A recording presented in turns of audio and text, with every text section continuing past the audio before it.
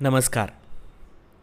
राजा हा प्रजेचा पालनकर्ता असल्यामुळे आपल्या भारतीय संस्कृतीमध्ये राजामध्ये विष्णूचा अंश असल्याचं मानलं जातं.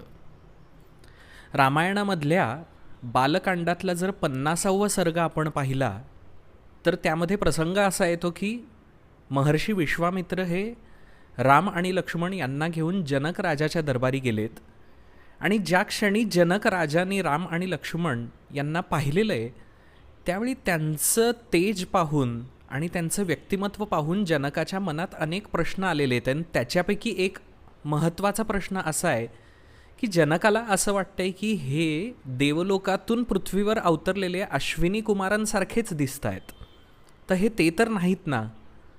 अर्थात या सगळ्याच प्रश्नांचं निराकरण विश्वामित्रांनी नंतर केलेलंच आहे.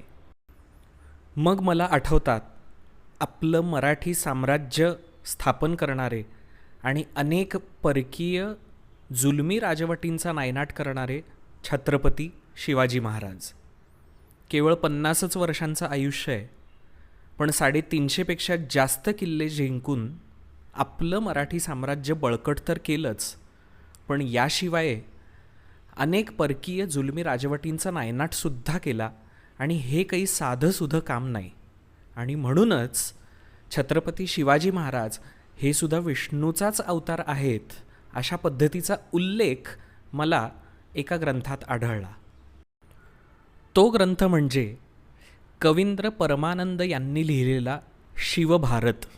हा ग्रंथ संस्कृत भाषेत आहे आणि त्यातला उल्लेख असा आहे: विष्णोरंशो विशेषेण लोकपालांश संभवः मनस्वी सुप्रसन्नात्मा प्रतापी विजितेंद्रियः.